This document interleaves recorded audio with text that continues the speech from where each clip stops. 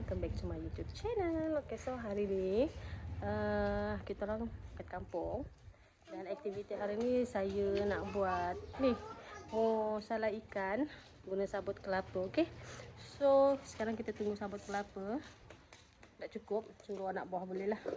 Okay, ikan kita guna ikan ayam-ayam, kita panggang dia. Okay, so jom kita tengok. Okay, ni ikan ayam-ayam.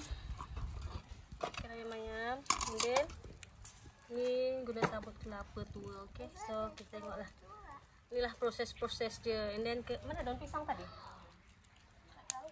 Okay, so sekarang saya tengah bakar ikan. Okay, ikan ayam-ayam. Untuk aktiviti hari ni saya je sediakan bahan-bahan untuk makanan lah, makanan untuk berbuka. Okay, so saya punya tugas bakar ikan lah menggunakan sabut. Okay, so makanan yang lain my sister yang buat, macam masak sayur, masak lauk yang lain kan. Okay, so saya punya mamak saya pergi papar, dia beli barang untuk ni lah, untuk masak-masak nanti time raya kan. Bahan-bahan dia, lepas tu rempah-rempah, mau masak daging, kicap, rendang nanti kan. So dorang tengah beli barang di sana. Okay, and then mungkin petang kot dorang balik, jadi untuk masak-masak kita orang lah. Okay, so itu je lah aktiviti saya dekat kampung untuk hari ini. Okay, so kita tengok lagi lah lepas ni, lepas dah siap bakar ikan, kita tengok apa aktiviti kita. Okay, so sekarang saya dekat bawah rumah.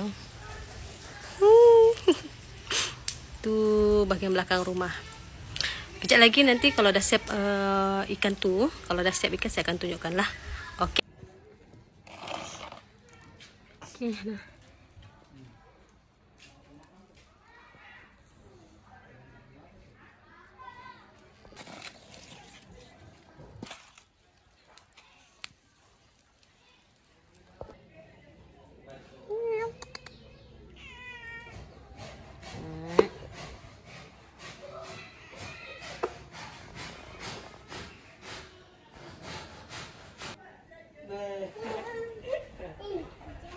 Nada-nada lah reactionnya.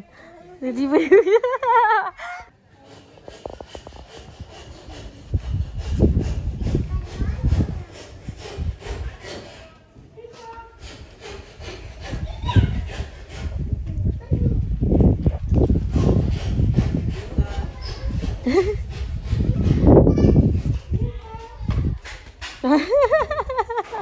Mana?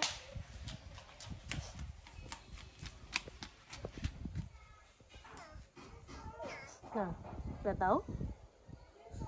Nah, mana?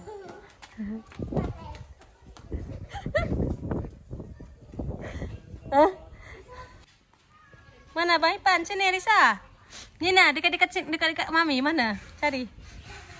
Dekat-dekat Mami, cari. Carilah.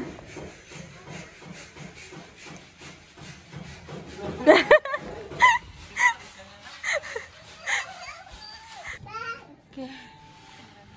Kan dah siap salai.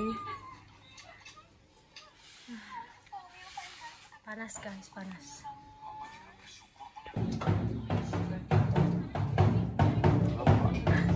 Dengar bunyi je. Sudah azan panas dah tu? Belum lagi azan tu, jangan mau minum. Sorry. Ada nah.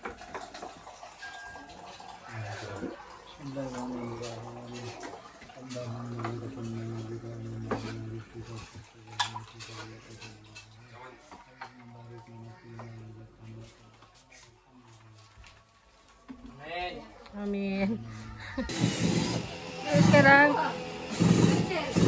mau pasang langsir guys, mau pasang langsir.